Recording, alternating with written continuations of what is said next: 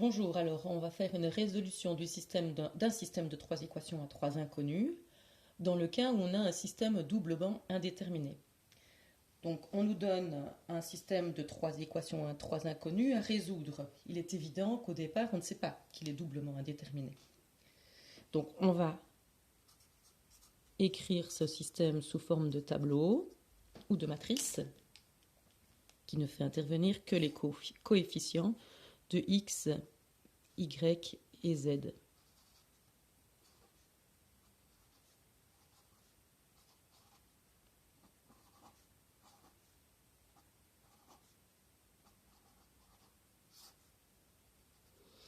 Donc, première ligne, deuxième ligne, troisième ligne.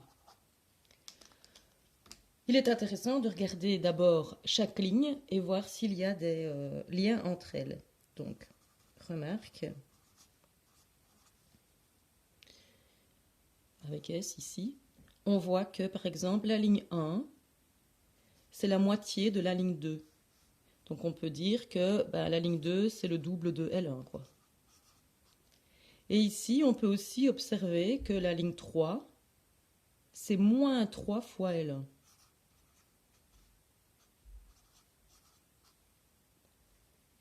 Donc on va aussi pouvoir utiliser ça. Alors évidemment, il y a un lien entre L2 et L3, mais c'est les moins 2 tiers. C'est assez logique. Alors, donc on va utiliser les combinaisons linéaires. La première ligne, je ne la change pas. La deuxième ligne, je vais dire que je vais faire 2 fois la première ligne moins la deuxième ligne. Et la troisième ligne, je vais dire que je vais faire 3 fois la première ligne plus la troisième ligne.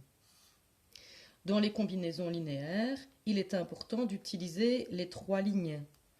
On ne peut pas remplacer la troisième ligne par une combinaison linéaire des deux premières, parce qu'alors là, on perd des informations. Donc celle-ci, elle ne change pas. 2 fois L1, donc 6 moins 6, 0. Moins 4 plus 4, 0. 2 moins 2, 0. 16 moins 16, 0. Et ici, j'ai 3 fois L1, donc 9. Moins 9.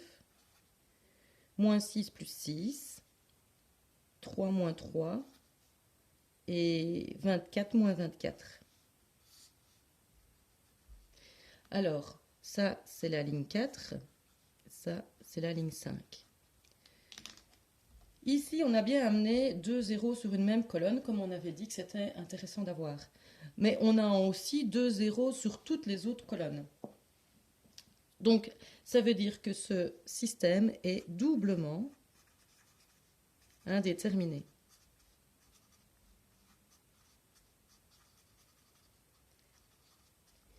Ça veut dire qu'il y a deux inconnus parmi les trois qui sont indéterminés. Avec ce qu'on a ici, on ne peut pas savoir, pour deux inconnus, la valeur que ça va faire.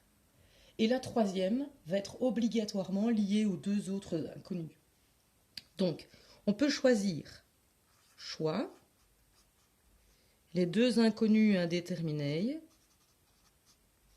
et vous les choisissez. Bon, on va choisir par exemple x et y. On va dire que ce sont les deux inconnus indéterminés. Du coup, je vais retourner à ma première ligne, où j'ai 3x moins 2y plus z est égal à 8. Si je garde comme inconnu x et y, ça veut dire que dans ma solution, je vais toujours avoir des x et des y. Donc il faut que je trouve z en fonction de x et y. Et comment est-ce qu'on fait? On isole le z.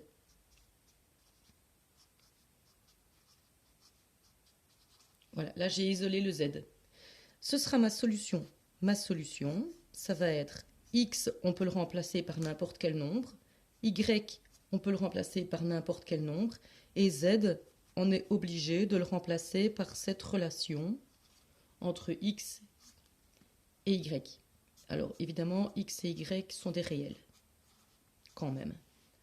Donc on peut remplacer, si on veut remplacer quelque chose de facile, par exemple, 0, 0, z, alors si x est égal à 0, y est égal à 0, z va être égal à 8. Alors on revient ici. Si x est égal à 0, y est égal à 0, ça fait 8 égale 8. Si x est égal à 0, y est égal à 0, ça fait 2 fois 8, 16 égale 16. Et ici, moins 24 égale moins 24. Ça marche avec d'autres valeurs pour x et y aussi.